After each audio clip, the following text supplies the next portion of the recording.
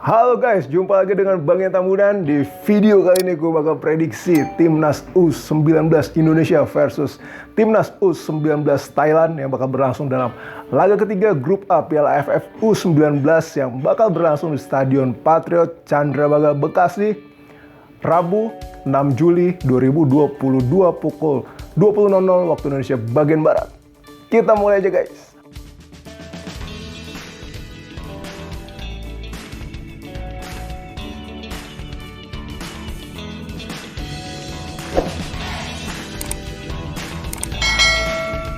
Pertama-tama gue pengen ngucapin terima kasih nih buat Lai Evos yang request buat gue prediksi Indonesia di pergelaran Piala AFF setelah melihat dua pertandingan pertama Indonesia versus Vietnam dan Brunei.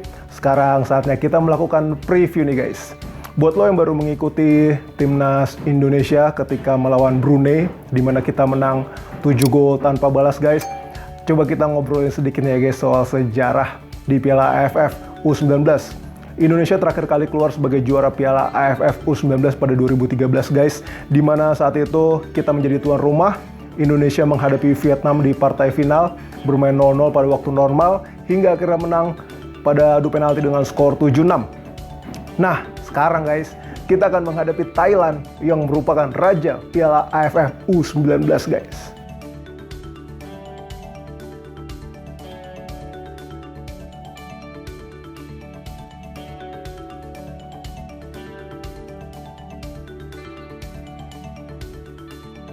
Sekarang kita review sedikit guys soal kemenangan 7-0 Indonesia atas Brunei, di mana gol pertama wingback kanan Indonesia Kakang Rudianto melakukan overlap sampai ke dalam kotak penalti, mengirimkan umpan datar, dan Hoki Caraka mencocor bola menggunakan sontekan kaki kanan. Lalu pada gol kedua umpan lambung Arkan Fikri guys, dikejar oleh Ronaldo Kuateh, speed yang luar biasa. Kuateh akhirnya memenangi duel dan mendapat bola ditutup dengan pressing kaki kanan yang indah guys dari dalam kotak penalti.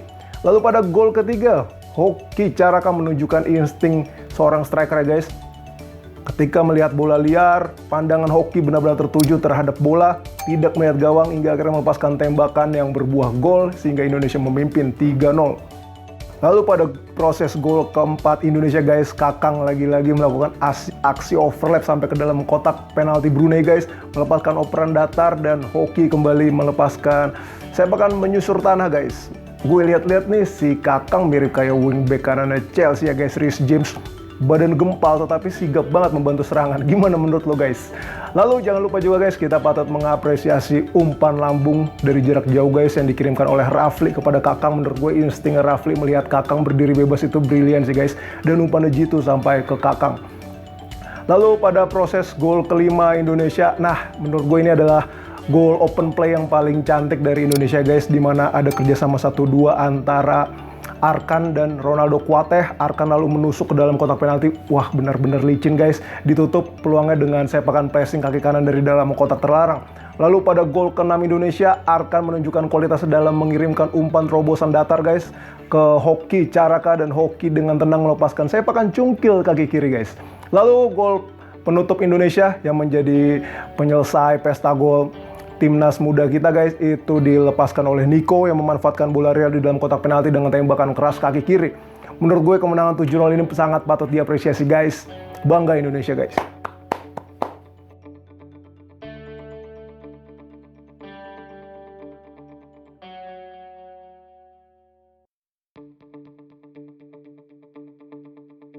Sekarang kita lanjut nih guys, ngebahas Thailand.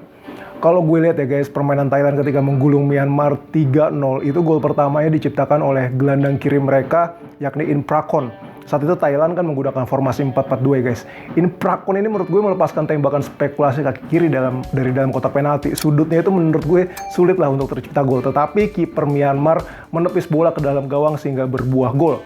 Terlepas dari itu guys, 2 gol Thailand lain yang menurut gue itu diawali oleh permainan yang menawan guys. Nah, menurut gue nih guys, ada 2 pemain Thailand yang paling patut kita waspadai. Pertama, pemain nomor 14, Seksan, dan pemain nomor 27, Butsing. Karena dalam 2 gol Thailand terakhir guys ke gawang Myanmar itu selalu mengeksploitasi sisi kiri pertahanan musuh. Diawali gol kedua Thailand, itu dari aksi Seksan yang menusuk ke dalam kotak penalti Myanmar lalu melepaskan umpan datar dan disambut oleh Butsing. Lalu pada gol ketiga memang Bukore yang menjadi pencipta assist, tetapi di situ ada kepintaran dari Seksan guys. Ketika bola operan Bukore sebetulnya mengarah ke Seksan, Seksan itu diam aja membiarkan bola lewat sehingga Butsing yang akhirnya menuntaskan dengan sepakan menyusur tanah. Semoga guys, Hoki Caraga tetap bisa tampil efektif sehingga Indonesia menciptakan gol lebih banyak daripada Thailand guys.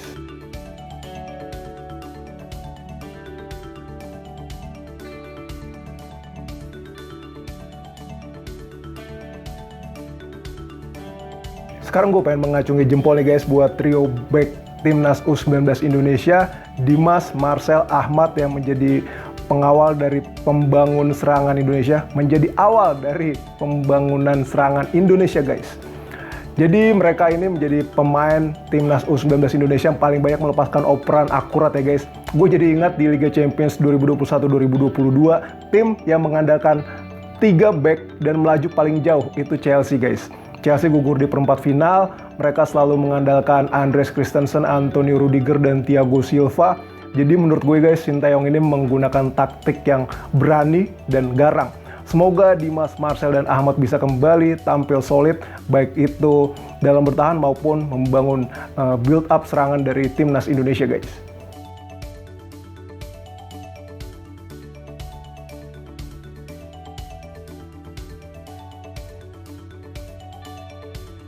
Sekarang kita bahas Sintayong versus Thailand nih guys. Sejak melatih tim senior Indonesia, Indonesia U23 dan Indonesia U19, Sintayong sudah 4 kali bertemu Thailand guys dan tidak pernah menang. Sintayong juga menyadari betul catatan buruk tersebut dan ketika pertandingan selesai kontra Brunei, STY mendapat pertanyaan soal rekor minornya versus Thailand. Namun menurut gue guys, STY menyampaikan pernyataan yang menunjukkan nada optimistis. Namun ada progresnya. Meskipun pelatih tim kepala diganti, tim tidak langsung jadi tangguh. Tetapi pasti ada proses, kata Sintayong guys.